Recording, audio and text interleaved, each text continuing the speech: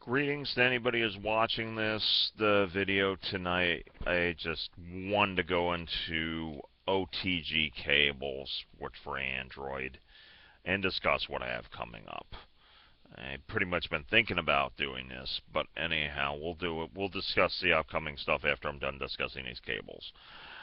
If you have an Android device, a tablet, or something else, or like I have my NVIDIA Shield, you'll see something else like this here. And as you know, if you're using a tablet, controls are iffy for your classic video games. You know, you might decide to run a MAME emulator or something else, and you're playing on a touchscreen. It's really not good. You want to hook up a controller. Well, anyhow, you have a situation like here with a micro USB. And you want to plug a USB into it. So anyhow, as you can see here, that's that. Okay, that's the micro USB. What they do have, it's OTG. It's a format you can hook up USB. I will speak mainly of Android. I can't speak of iOS. I had one I was doing 10 support, but anyhow, you plug in the back like that here, and what you have here is a full-blown USB port. And then at least I know on Android you can hook stuff into it like this here. And depending on the Android device, another thing is you get a micro USB. You have a memory card you can add to it, so I'm able to expand and put stuff on it. Anyhow, you hook it up like this, and you can plug a mouse, a keyboard, a hub, for example, and plug multiple things in here. So yes, you can use a mouse and keyboard with it, which is useful. And you want to plug an Xbox 360 controller, or for example, let me get some of this here. Okay, good, we're set up with that. Or through the use of that there, you can get yourself like a PS3 arcade stick. This is what I have, one. So yes, you can reprogram the buttons. Usually, like if you're using MAME, you can plug the buttons in and hook it up and everything else. This is an alternative to Bluetooth. As far as I know, they don't make Bluetooth-enabled keyboards like this.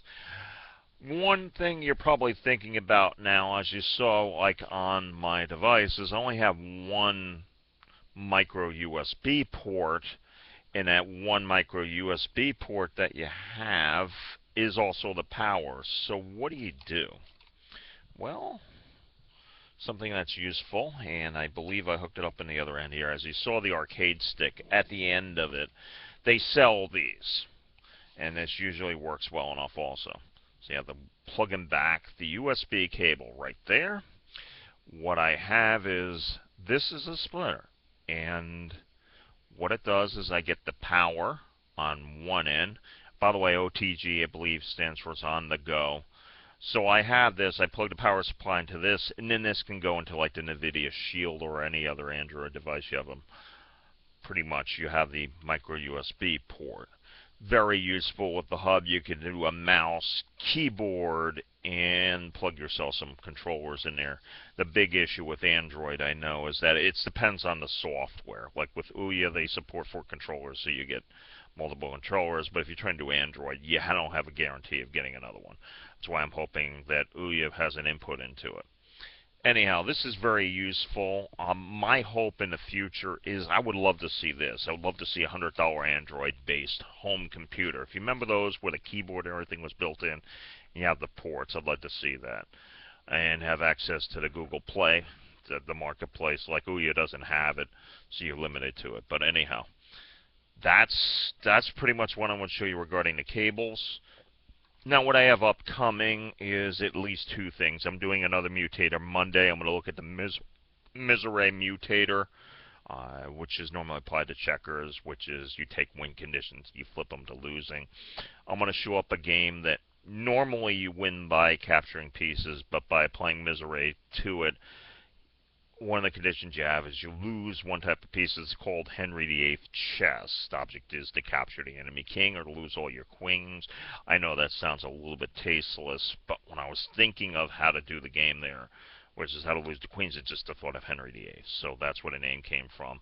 There was a site called Scheming Minds. Anyhow, I'll go into details into it. So the object is to capture your enemy king or lose all your queen pieces. There's that, and also I'm going to take a game by Donald Silberger. He did a variant on lines of action called Claude Suse. I think I'll do that.